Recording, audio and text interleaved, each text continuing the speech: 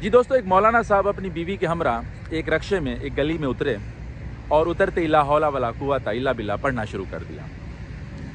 کیونکہ جہاں پہ وہ اترے تھے وہ طوائفوں کا محلہ تھا۔ کچھ طوائفیں اپنے گھروں کے دروازوں پہ کھڑی تھیں اور پان چبا رہی تھیں اور مہمانوں کا ویلکم کر رہی تھیں۔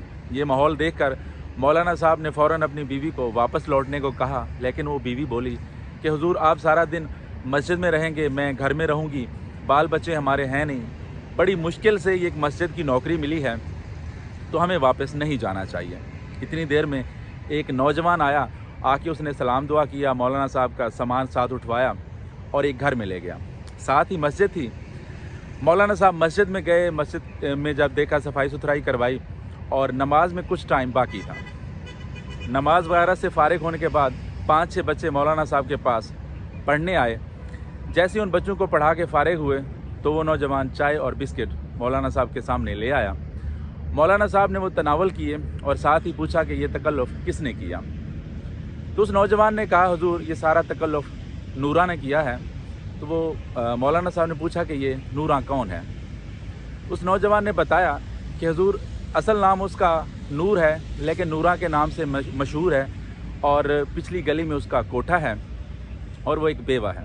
تو مولانا صاحب غصے سے لال پیلے ہوئے اور اس نوجوان کو ڈانٹنا شروع کر دیا کہ آپ کو یہ سب کچھ حرام کا مجھے کھلانے سے پہلے مجھے بتانا چاہیے تھا، اور یہ کہہ کر غصے سے مولانا صاحب اٹھ کے چلے گئے۔ اگلے روز پھر نماز کے بعد 5-6 بچے پڑھنے آئے اور ان میں سے ایک بچہ کافی شور کر رہا تھا، تو مولانا صاحب نے ڈنڈے سے اسے سر پہ ایک ڈنڈا دے مارا تو اس بچے کا سر زخمی ہو گیا۔ اس نے نوجوان کو بھیجا، اس بچے کی مرہم پٹی کروا کے جب وہ واپس لے آیا تو اتنی دیر میں دروازے پہ ایک عورت آئی۔ اس نے مسجد کا دروازہ کھٹکایا، مولانا صاحب نے وہ دروازہ کھولا تو پوچھا آپ کون ہیں؟ تو عورت بولی کہ میں نورا ہوں۔ تو مولانا صاحب نے غصے سے دروازہ بند کیا اور اسے ڈانٹنا شروع کر دیا اور بولے کہ تم ایک ناپاک عورت ہو، تمہاری جرت کیسے ہوئی کہ تم مسجد کے دروازے تک آن پہنچی؟ نورا نے یہ باتیں سنی اور روتی ہوئی واپس چلی گئی۔ اس نوجوان نے آ کر مولانا صاحب کو بتایا کہ آپ نے جس بچے کو مارا تھا وہ نورا کا ہی بچہ ہے۔ تو مولانا صاحب خاموش ہو گئے اور اٹھ کے گھر چلے گئے۔ کچھ دنوں کے بعد مولانا صاحب نے اس نوجوان کو بلایا اور کہا کہ میں اور میری بیوی حج پہ جا رہے ہیں اور مسجد کا تم خیال رکھنا۔ اس نوجوان نے کہا، حضور آپ ایسا کریں، آپ حج کے لیے 3 ٹکٹیں لے لیں۔ تو اس مولانا صاحب نے کہا کہ کیا آپ کے پاس اتنے پیسے ہیں؟ تو نوجوان نے کہا جی میرے پاس تو نہیں، لیکن نورا جانا چاہتی ہے، آپ اس کے لیے بھی ایک ٹکٹ خرید لیں۔ تو مولانا صاحب پھر غصے سے بولے کہ تمہیں اس بات کا علم ہے کہ حج عمرے پہ کون سے لوگ جاتے ہیں اور تم ایک طوائف کا نام لے رہے ہو؟ یہ کہہ کر مولانا صاحب اٹھ کر چلے گئے۔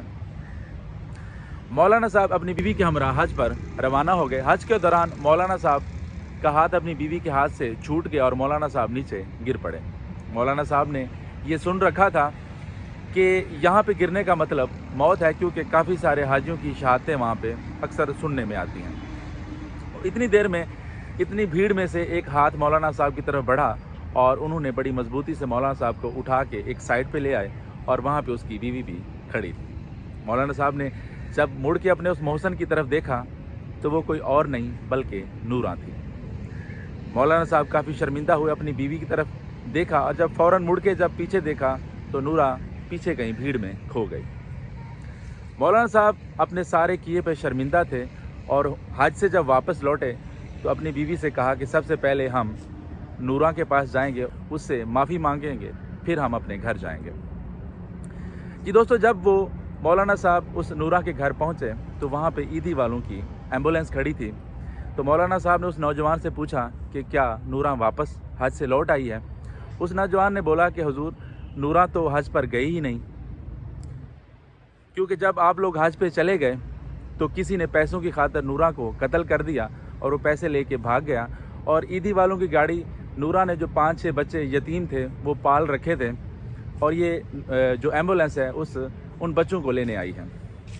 نورا کی یہ خواہش تھی کہ یہ 5-6 بچے جو یتیم ہیں ان کو جو ہے وہ حافظ قرآن بنانا چاہتی تھی، لیکن اس کی یہ خواہش پوری نہیں ہو سکی۔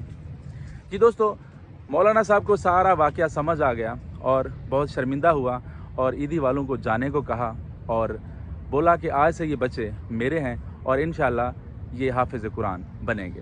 اور ساتھ ہی اس نوجوان کو بولا کہ آج سے اس مسجد کا نام گلی والی مسجد نہیں بلکہ مسجد نور ہے۔ جی دوستو، آپ کو بات سنانے کا مقصد یہ تھا کہ کسی پر تنقید کرنے سے پہلے ہمیں خود کا محاسبہ کر لینا چاہیے، اور یاد رکھیں کہ خود کو افضل سمجھنے والے اللہ تعالیٰ کے نزدیک ایک معمولی کیڑے سے بھی بدتر ہیں۔ اور ہم لوگوں کی یہ خرابی یہ ہے کہ ہم کسی شخص کو بھی اس کے زہر سے پہچاننے کی کوشش کرتے ہیں، پر اللہ تعالیٰ کی ذات ہمیشہ انہیں باطن سے پہچانتی ہے۔ امید کرتا ہوں دوستو کہ آپ کو میرا یہ ولاگ پسند آیا ہوگا۔ جڑے رہیے گا موٹیویشن ود افتخار وڈیچ۔ اللہ حافظ۔